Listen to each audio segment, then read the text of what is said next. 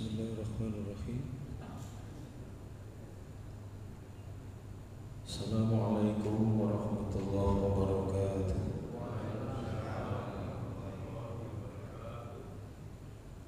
Alhamdulillah alladzi kataba nasra wa ta'yida li ibadihi al-mukhlisin. Inna lanansuru rusulana walladzina amanu fil hayatid dunya wa yawma yaqumul ashhad. Asyhadu an la ilaha illallah wahdahu la syarika lahu wa asyhadu anna Muhammadan abduhu wa rasuluh. Allahumma shalli wa sallim wa barik ala nabiyyina wa rasulina Muhammad wa ala alihi wa ashabihi alladzina jahadu fillahi haqqa jihadi. Fakataba lahum rabbuhum izzat dunya wa sya'adatal ukhra yawma la yanfa'u malun wa la banun illa man atallaha biqalbin salim. Alhamdulillah, puji syukur marilah kita panjatkan kehadirat Allah Subhanahu wa taala, karena pada kesempatan waktu fajar yang berbahagia ini Allah mudahkan langkah kita bersama-sama, kita bisa hadir, bisa memenuhi undangan jamuan istimewa yang disediakan oleh Allah, bisa melaksanakan sholat subuh secara berjamaah. Mudah-mudahan ibadah kita ini diterima oleh Allah Subhanahu wa taala, dan semoga kita semua yang hadir di majelis ini, hidup kita semua diselamatkan dan dibahagiakan oleh Allah Subhanahu wa taala. Para jamaah, tentang kebahagiaan, tentang kebaikan, Allah tunjukkan kepada kita bahwa Allah menyediakan semua itu, dan kebahagiaan itu sempurna tidak hanya pada saat kita, pada masa kita, juga tidak hanya pada saat ini, tetapi kelanjutan kesempurnaan kebahagiaan dunia akhirat. Itulah yang ditunjukkan oleh Allah kepada kita, dan kata kuncinya adalah diberikan bagi orang yang betul-betul dalam hidup ini yakin kepada Allah, beriman kepada Allah, teguh keyakinan, kokoh akidahnya.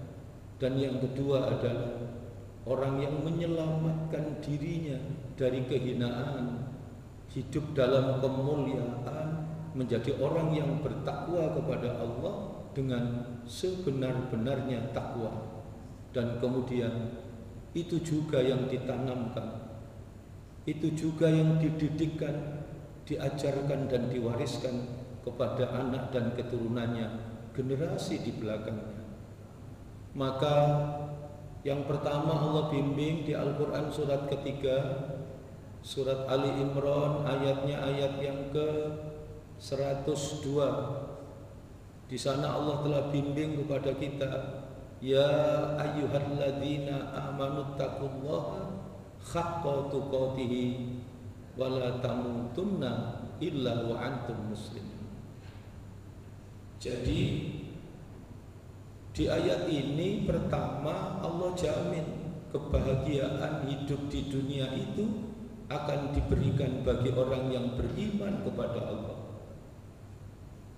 Yang kedua, seberapapun besar kebahagiaan yang diberikan oleh Allah dalam kehidupan di dunia ini, sungguh bukanlah puncak dari kebahagiaan yang disediakan oleh Allah. Kenapa? Karena ada kenikmatan yang jauh lebih besar, yaitu kenikmatan hidup di akhirat.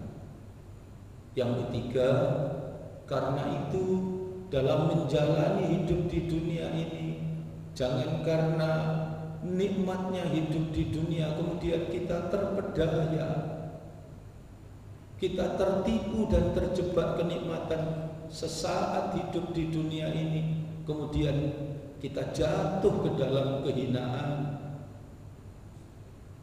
kita kehilangan hidup dalam kemuliaan, yaitu menjadi orang yang bertakwa kepada Allah. Karena itu di ayat ini Allah tegaskan bertakwa dengan sebenar-benarnya takwa, haqqa tuqatih. Dan yang keempat, jika ingin kita merasakan betul-betul kebahagiaan sempurna itu, bahagia yang kita nikmati sekarang dan bahagia yang kita rasakan dari apa yang disediakan oleh Allah di akhirat, tidak ada cara lain. Satu-satunya jalan adalah hidup mengikuti risalah, petunjuk, manhaj, ad-din yang diturunkan oleh Allah, yang menyelamatkan dan membahagiakan hidup dan kehidupan kita, yaitu ad-dinul Islam. Nah, para jamaah rahimakumullah, karena itu Allah Subhanahu wa taala mengingatkan kepada kita warisan yang paling berharga. Bukan tidak penting uang, bukan tidak penting harta, bukan tidak penting dunia, tapi warisan yang paling berharga yang bisa kita berikan untuk generasi kita adalah bagaimana mendidik, mengajarkan kepada mereka kagum kepada Allah, keteguhan keyakinan kepada Allah.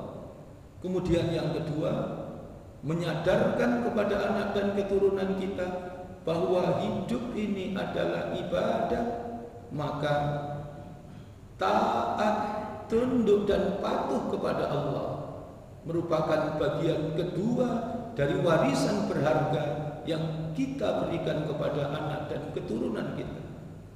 Dan yang ketiga, menyelamatkan mereka semua dari perilaku kehinaan, mengantarkan mereka dan mewariskan kepada mereka apa dipilihkan kepadanya hidup dalam kemuliaan, yaitu hidupnya orang yang taat kepada Allah, hidupnya orang yang selalu bersyukur kepada Allah, hidupnya orang yang selalu ingat kepada Allah. Itulah jalan kemuliaan, yaitu jalannya orang yang bertakwa kepada Allah.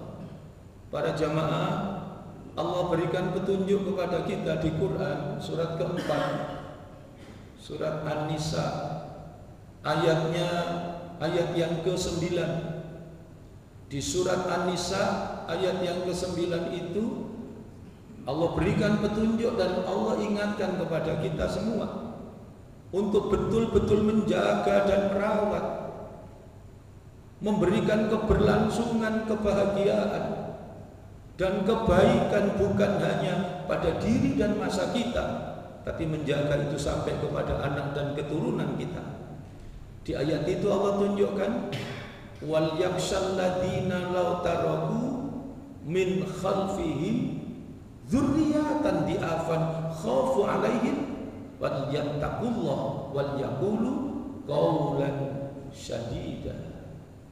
Jadi di ayat ini Allah ingatkan, jangan sampai sepeninggal kita, ketika kita dipundhut oleh Allah, ketika kita wafat, anak-anak kita tidak tumbuh menjadi anak-anak yang sholih, tidak hadir menjadi anak-anak yang kuat, anak-anak yang tangguh, tapi terperosok dan terjebak dalam ketidakberdayaan, menjadi generasi yang lemah, menjadi generasi yang rapuh. Disebut di ayat ini dengan kalimat dzurriyyatan di'afan. Jangan sampai anak-anak keturunan kita ini menjadi anak yang dzurriyyatan di'afan. Maka agar anak-anak kita menjadi anak-anak yang sholih, menjadi anak-anak yang mampu menjawab tantangan zaman, yang mampu membawa dirinya menuju kebaikan dan kemaslahatan, menyelamatkan dirinya dari perbuatan dosa dan kemaksiatan, mampu menjawab tantangan zamannya, maka apa yang diingatkan oleh Allah, dua hal di surat An-Nisa ayat 9 ini. Pertama, setiap diri kita hendaknya membekali diri dengan bertakwa kepada Allah, dengan hidup dalam kemuliaan. Falyattaqullah, hendaknya bertakwa kepada Allah. Apa tadi bertakwa? Taqwallah ayyuta'a. Orang yang bertakwa itu orang yang hidupnya taat. Taqwallah wa yushkara fala yukfar. Orang yang bertakwa itu betul-betul dalam hidup dia selalu bersyukur kepada Allah dan menjauhkan, menyelamatkan dirinya dari kekufuran. Yang ketiga, taqwallah wa yudhkara fala yunsa. Orang yang bertakwa kepada Allah itu adalah orang yang dalam hidupnya tenang, tentram, damai, bahagia. Kenapa? Sebab dia tidak pernah lepas dari berzikir, mengingat kepada Allah. Ketaatan, rasa syukur, selalu ingat kepada Allah. Dari orang yang betul-betul teguh keyakinan kepada Allah, inilah orang yang betul-betul bisa menikmati dan merasakan kebahagiaan kehidupan di dunia sampai dengan kehidupan di akhirat. Yang dalam surat ke-91 surat Asy-Syam Allah sudah tegaskan itu, ayat 7 sampai dengan ayat 10. Ketika Allah ingatkan hidup kita semua, Allah tunjukkan kepada kita jati diri kita. Wa nafsi wa ma sawwaha fa'alhamaha fujuraha wa taqwaha qad aflaha man zakkaha wa qad khaba man dassaha. Manusia itu, kita semua ini jiwa yang disempurnakan oleh Allah. Karena itu Allah bimbing, Allah rawat, Allah jaga, Allah berikan petunjuk. Fa'alhamaha fujuraha wa taqwaha. Diingatkanlah kita oleh Allah, ini jalan fujur, ini jalan takwa, ini jalan fujur, jalan kehinaan, dan ini jalan takwa, jalan kemuliaan. Jalan kemuliaan, jalan takwa, jalannya orang yang taat, yang dengan taat itu dibuka oleh Allah pintu kebahagiaan. Jalan takwa, jalannya orang yang bersyukur, yang dengan bersyukur itu segala nikmat dilipat gandakan oleh Allah, dibuka oleh Allah pintu kebahagiaan.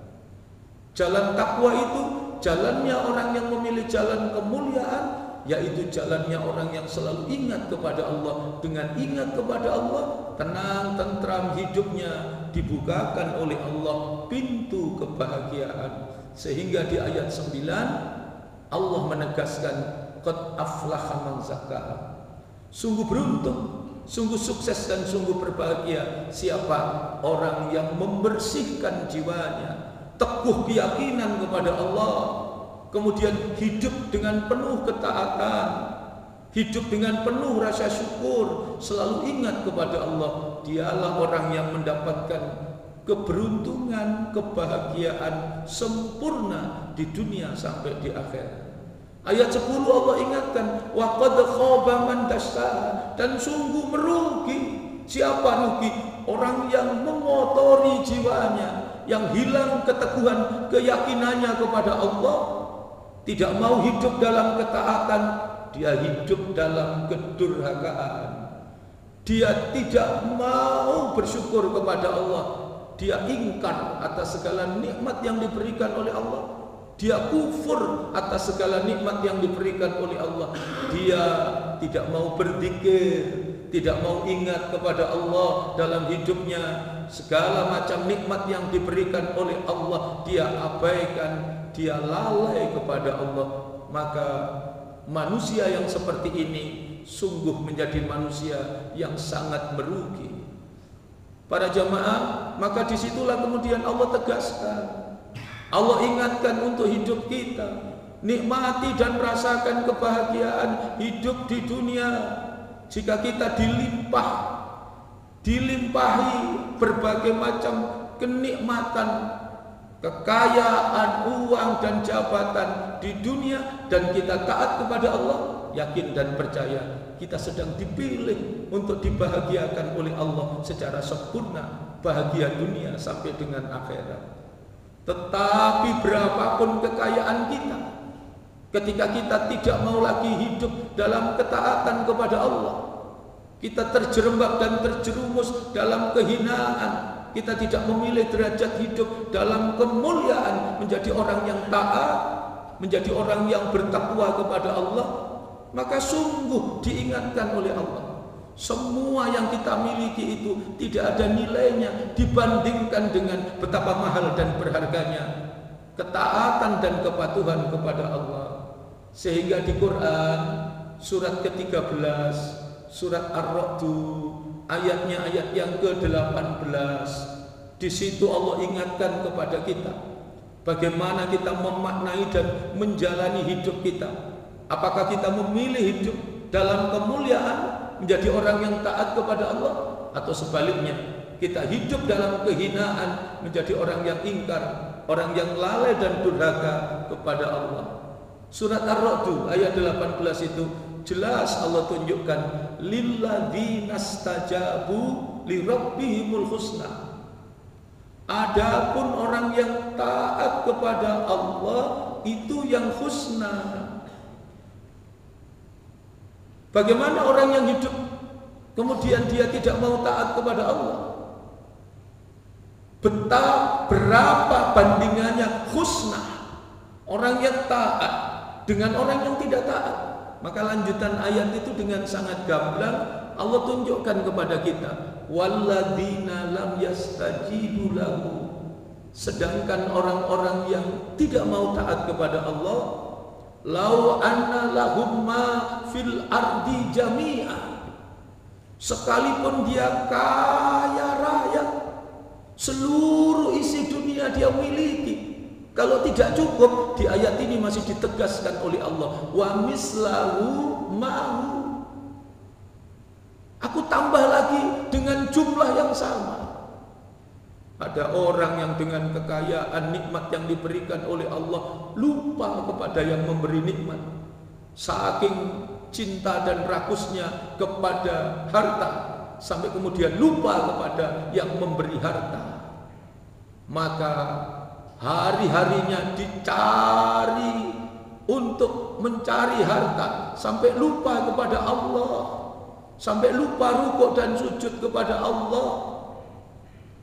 Maka di sini Allah tegaskan, orang yang tidak mau taat ini di mana statusnya? Maka kemudian di lanjutan ayat surat ke-13 surat Ar-Ra'd ayat 18 tadi, orang yang tidak mau taat kepada Allah, maka dijelaskan oleh Allah, ulaika lahum syu'ul hisab. Mereka ini adalah orang yang merugi, wa ma'wahum jahannam, dan tempat kembalinya adalah neraka jahanam, dan itu adalah seburuk-buruk tempat kembali. Sehingga para jamaah rahimakumullah, sekali lagi, bukan tidak penting harta, bukan tidak penting dunia, tetapi warisan yang paling berharga yang kita tanamkan dan kita berikan kepada anak dan keturunan kita adalah bagaimana mengenalkan kepada anak keturunan kita kekaguman kepada Allah yang maha besar, sehingga kemudian anak-anak kita itu bisa menyatakan Allahu Akbar, bisa rukuk dan sujud kepada Allah, mengerti hidup ini ibadah. Dan yang ketiga, menyelamatkan dirinya dari segala kehinaan dan tetap merawat dan menjaga hidup dalam kemuliaan sebagai orang yang bertakwa kepada Allah.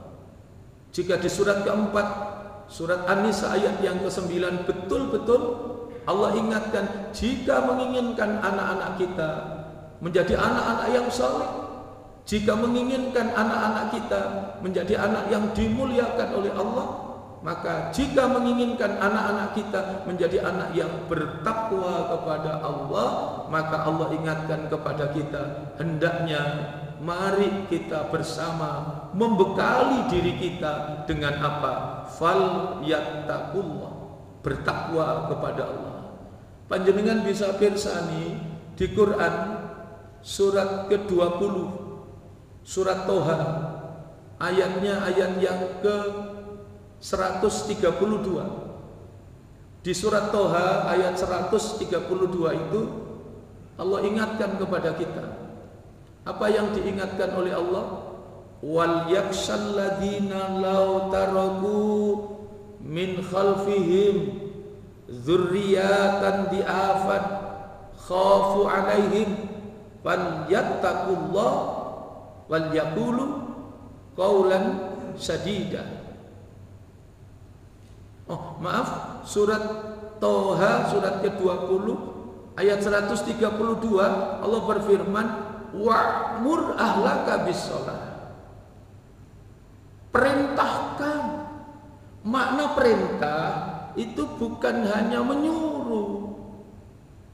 Makna perintah itu adalah mendidik, mengajarkan, membiasakan, kontrol, cek.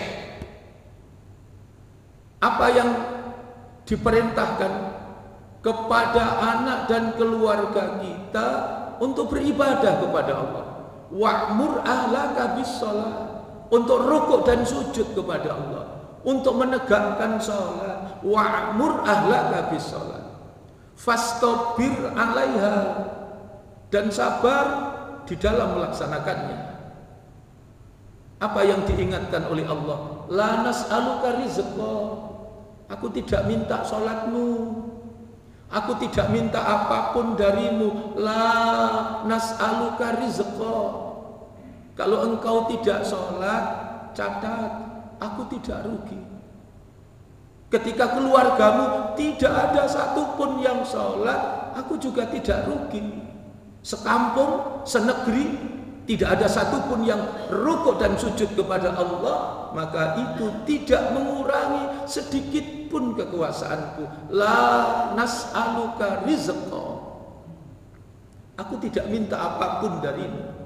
Dan kemudian Allah tegaskan di lanjutan ayat surat ke-20 surat Toha ayat 132 ini, nahnu narzuku, aku Allah yang mencukupi hidup dan kehidupanmu, wal akibatul littaqwa, dan akibat baik itu akan dihadirkan, akan diberikan oleh Allah kepada siapa? Kepada orang-orang yang memilih jalan kemuliaan, yaitu orang yang bertakwa kepada Allah.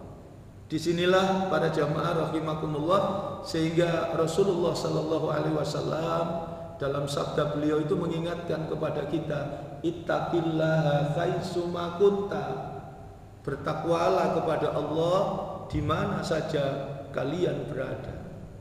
Kebaikan itu akan terus kita rawat dan kita jaga.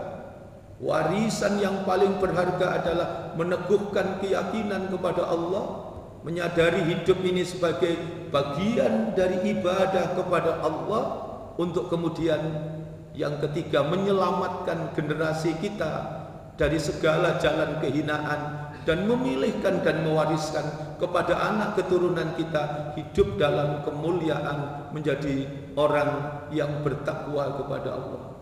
Para jamaah, ada contoh dari Allah bagaimana seorang ayah yang sukses, meskipun dia diberikan kekayaan berlimpah, diberikan kekuasaan yang besar, diberikan dunia dengan segala kenikmatan, tapi ayahanda ini sukses mengantarkan anak dan keturunannya untuk meneguhkan keyakinan kepada Allah, kemudian hidup sebagai ibadah dan memilihkan kepadanya jalan kemuliaan, menjadi orang yang bertakwa kepada Allah.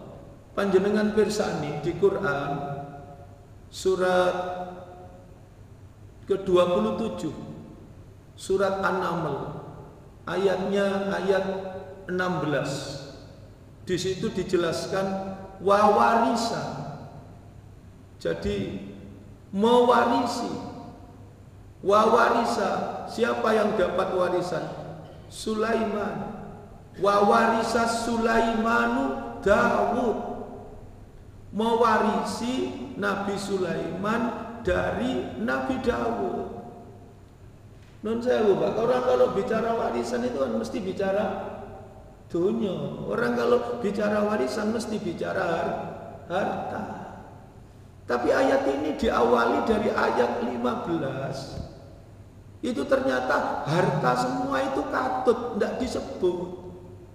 Walakot ataina Dawuda wa Sulaimana ilma. Sungguh saya telah berikan kepada Dawud, saya telah berikan kepada Sulaiman ilmu.